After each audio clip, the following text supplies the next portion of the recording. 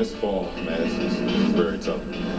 And this fall, I'm going to take my talents to South Beach and join the Miami Heat. Miami Heat.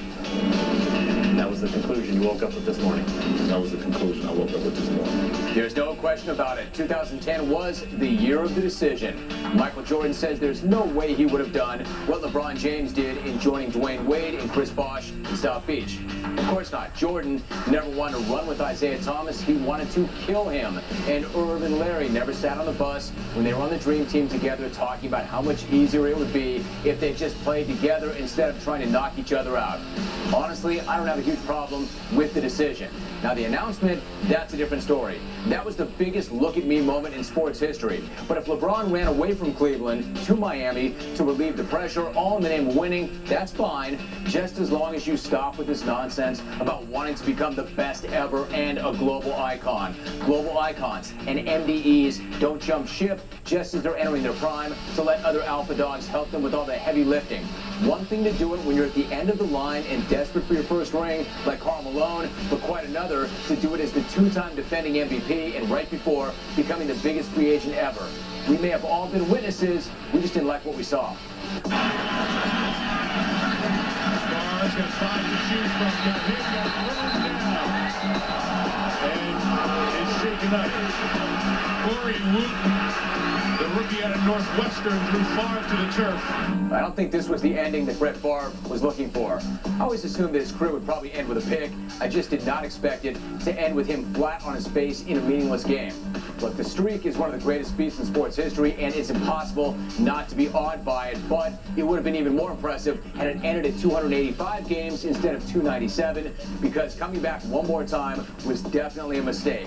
Better to leave a little bit too soon than to stay a little bit too long. But when Jared, Longy, and Hutch came calling, he just had to bounce. And he helped make the Vikings the most fascinating team in the NFL this year. From the OG's annual threat to retire, to the sexting allegations, to the Randy Moss deal, to the Packers finally getting over on Farve, to the end of the streak, to the end of the Chewy era, these guys really were the greatest show on earth. It was a great ride, gunslinger, but it's finally over. It's time to walk away before you do any more damage to your legacy or your brain. Coming back this year was a mistake, and playing even one more down would be also. And if this really is the end, don't look for me to give my heartfelt burn for the man and his career. I already did that the first 2 times he retired. This play from about the 12, and there is Vick, as you talked about, John, rolling and launching downfield for the shot. Jackson, who accelerates from the opening play and all the way for a touchdown. 88 yards. Now that he is once again the freakiest dude in cleats, there is all sorts of hand-wringing over Michael Vick. Is he the guy who engaged in one of the most deplorable acts ever in running a dogfighting ring, or is he the 2010 NFL MVP? And the answers are yes, and quite possibly. It's probably too soon for him to own a dog. Let's let him get through his probation before he brings one home. But it's not too soon for him to win an MVP or a Super Bowl. He did his time, he earned his second chance, and he's done more with that second opportunity than I ever thought that he would. You don't go to prison, miss 2 years of NFL game action, and get better, especially at quarterback. But Vick has done just that, reinventing himself in the toughest position in the toughest sport, and he's taken some big steps towards transforming himself as a person as well. We don't know how this whole thing ends, but from where I'm standing, it is already the greatest comeback the NFL has ever seen. During the time I was at Dream College, I went from a boy to a man. I transformed to that, and you know, I wanted to give him a call. And for me, you know, during that call, you know, I wanted to tell him how I really felt about him, and I told him. And but I also told him that I was going to take my talents to, you know, Auburn. The best story in college football this year may turn out to be the worst. Just when Cam Newton had led Auburn to the top of the college football world, allegations surfaced that his father, Cecil, had solicited $180,000 to get his son to sign on the bottom line. So if Auburn broke any rules, Cam's Heisman, all those wins, the SEC title, and a possible national championship could be ripped retroactively, which is why letting him continue to play was such a big gamble by Auburn in the first place. But they're not shutting him down now. It's too late for that, and they are all in, and they better hope that they don't crap out.